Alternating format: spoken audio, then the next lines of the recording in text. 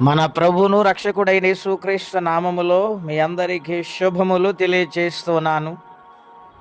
ప్రియులారా, దేవుని వాక్యమును ధ్యానిందాము. యోహాను సువార్త 15వ అధ్యాయము 1వ వచనం.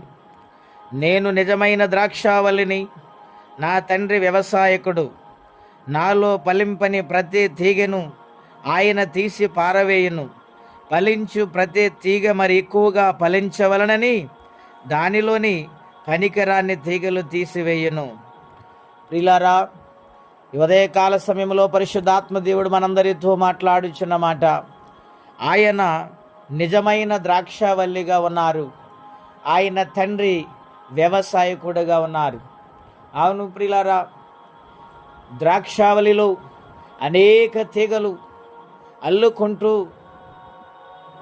ఫలించటానికి ద్రాక్షావల్లిలోనే ప్రతి తీగ కూడా ఉండాలి.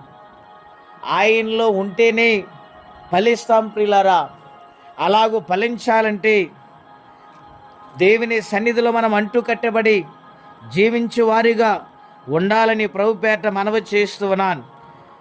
4వ వచనములో, నా యందు నిలిచియుండుడి, మీ యందు నేనును నిలిచియుందును. తీగ ద్రాక్షావల్లిలో నిలిచి ఉంటేనే గాని తనంతట తాను ఎలాగూ ఫలింపదు, అలాగే నా యందు నిలిచి ఉంటేనే గాని మీరును ఫలింపరు.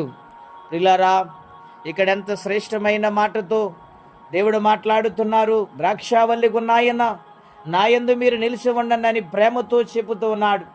ఆయన ప్రేమ ఎంత గొప్పది, ఆయన ప్రేమ ఎంత లోతైనది ఆలోచన చేయండి. ప్రియులారా, నా యందు మీరును, మీ యందు నేను అంటున్నారు. ప్రేమతో పాటు ఐక్యత. ఎందుకంటే సృష్టించిన సృష్టికర్త గనుక ఆయన నాయందు మీరును, మీ యందు నేనును కలిసి ఉండాలని కోరుకుంటున్నాను. అప్పుడే మీరు ఫలిస్తాలంటున్నా. అవును ప్రియులారా, ఫలించాలంటే ఆయన యందు మనం నిలిచి ఉండాలి.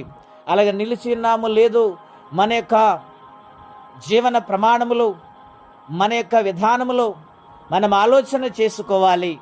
ఒకవేళ ఆత్మీయ జీవితంలో కోల్పోయామేమో, ప్రార్థన తగ్గిపోయిందేమో, దేవుని సన్నిధికి దూరం అయిపోతున్నామేమో, ఈ లోక పనులు బట్టి, ఈ లోకములో ఉన్న ఈ యొక్క సమయాలను బట్టి దేవునికి సమయం ఇవ్వక, ఆయన నిలిచి ఉండక లోకములోనే ఉంటున్నామేమని దేవుడు ప్రేమతో కేక వేస్తున్నాడు. ప్రియులారా, నా యందు మీరు నిలిచి ఉండండి, నేను మీ యందు నిలిచుంటాను, మీరు ఫలిస్తారని అంటూ ఉన్నారు. అవును ప్రియులారా, ఫలించే జీవితం మనం కలిగి ఉండాలని ఆయన కోరుకుంటూ ఉన్నారు. మరి ఫలించే జీవితంలో ఉంటున్నామా, ఫలింపలేని జీవితంలో ఉంటున్నామా ఆలోచన చేయాలని ప్రభుపేట మనవి చేస్తూ ఈ మాటలు నేను ముగిస్తున్నాను. ప్రార్థన. పరిశుద్ధుడు అయిన మా తండ్రి, ఘనమైన మీ నామం కొరకై స్తోత్రం చెల్లిస్తున్నాం. నాయన ద్రాక్షావల్లి నేను, తీగలు మీరు అంటున్నావు. నా యందు ఎవరు నిలుచుంటారు, నేను వారి యందు నిలుచుంటాను, వారు ఫలిస్తారని వాగ్దానము చేసిన తండ్రి, ఈ ఉదయకాల సమయంలో మీ ప్రేమను బట్టి నాయన మీ సన్నిధిలో నాయన మేము ఎల్లప్పుడూ జీవించే వారిగా, నాయన నీ సన్నిధానము లోబడేవారిగా బ్రతుకు మనసు అందరికీ దయచేయండి ప్రభువా. ఒకవేళ నాయన ఫలింపని స్థితిలో ఉంటే, నాయన ఎవరైతే ఫలింపని స్థితిలో ఉన్నారో నాయన వారిని ఒకసారి మీరు జ్ఞాపకము చేసుకొని ఫలించులాగున కనికరము చూపమని, ఈ దినము దీవెనకరంగా మార్చమని యేసుక్రీస్తు వారి పుణ్యనామమున ప్రార్థించి స్తుతించి వేడుచున్నాము తండ్రి. ఆమెన్. దేవుడు మనల్ని దీవించి నిండారుగా ఆశీర్వదించునుగాక. ఆమెన్.